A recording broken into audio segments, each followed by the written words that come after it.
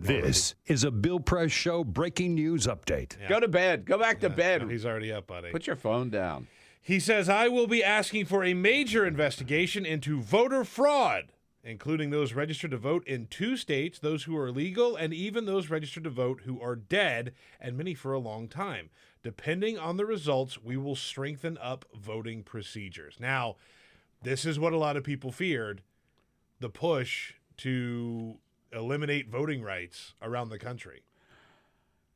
That is a good segue into what I want to talk about next, and that is Donald Trump's claims about voter fraud in this election in 2016, which, again, the New York Times on the front page yesterday branded as a great big election lie.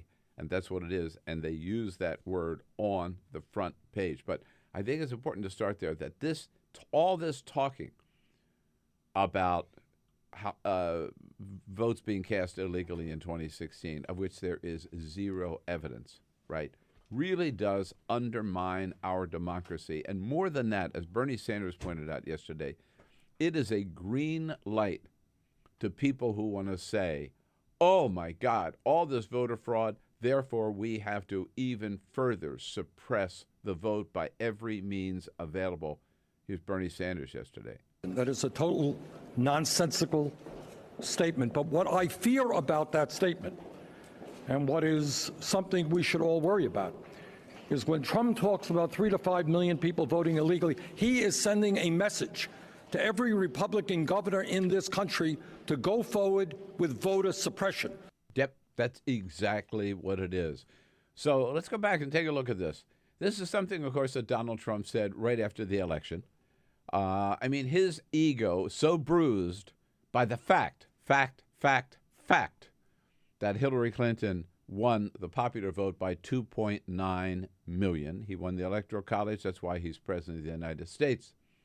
His ego is so bruised by that right away he said, no, she wouldn't have won the popular vote. I would have won the popular vote if all those people here illegally hadn't voted illegally.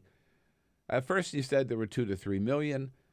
When he had leaders of Congress in on Monday evening at the White House, with these leaders of Congress there, he spent 10 minutes, according to them, talking about the fact that he actually won the popular vote, or would have won the popular vote, if it hadn't been the fact that 4 to 5 million, now it's 4 to 5, up to 5 million people here illegally who ended up voting in this election, and that's why she won the popular vote.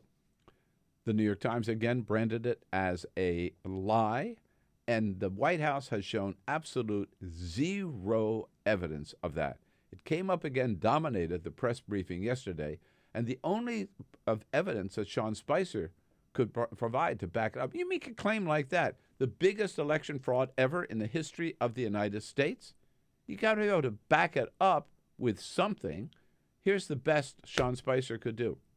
He continues to maintain that belief based on studies and evidence that people have presented to him. Exactly what evidence?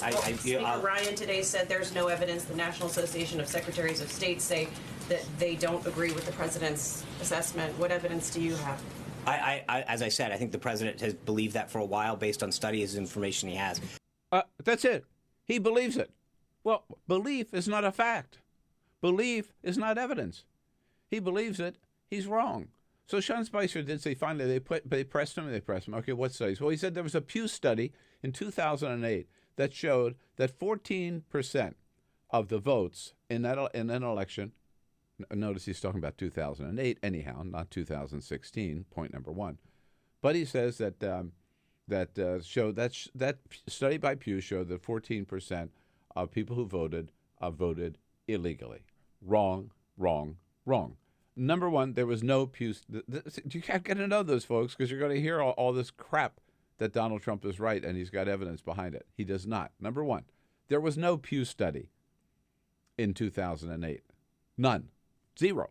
There was a Pew study in 2012. And what the Pew study in 2012 showed was that there were a lot of irregularities in the voter rolls. There were, in some cases, people who were still in the voter rolls because they had moved to another state and yet they were still registered somewhere else. That happens. Were irregularities because there were actually some people who died and their family hadn't notified the county or whatever. They were still in the voter rolls. And so that Pew study simply said, we should clean up the voter rolls. Didn't say anything about voter fraud. Didn't say any of these people had voted illegally. Nothing. It was just that states and counties have to clean up their voter rolls. Then there was a study in 2014, again, not 2016, nothing from 2016, a study in 2014 that did conclude, the Washington Post reported on it, that 14% of people who voted had voted illegally. The authors of that report realized they had made a huge mistake in their calculations, and they came out with a subsequent study that said it was bogus, don't pay any attention to it, we were wrong. So there's no 2008 study. There's a 2012 study by Pew that does not conclude what Donald Trump says, Sean Spicer says it does. And again, a 2014 study that has been discredited by its authors. There is zero evidence of anybody voting illegally in 2016. As that reporter Margaret Brennan pointed out, the secretaries of state, the Association of all the state secretaries of state have said didn't happen. No justification for that. No evidence to support that claim. Even Paul Ryan, Speaker Paul Ryan, asked about it yesterday at his own news conference, would not agree with Donald Trump. I've seen no evidence to that effect, and I've made that very, very clear. Lindsey Graham also came out and said Donald Trump ought to just stop talking about this because he's president of the United States. And again, he has no evidence to support their claim, and it's simply not worth spending any time on. But here's the problem. Again, here's the president of the United States who is perpetuating a falsehood, who is repeating a lie. It is, let's call it just what it is, not even a falsehood. It's a big, fat lie. And the press secretary is going out and repeating that lie and defending that lie and based on nothing and refusing to put up any evidence whatsoever because there isn't any evidence. And what does that say about the credibility of the president, about the credibility of the press secretary, about the credibility of the United States of America? We have none. We have none left. And so today, do you think he's going to walk away from it? Do you think, right?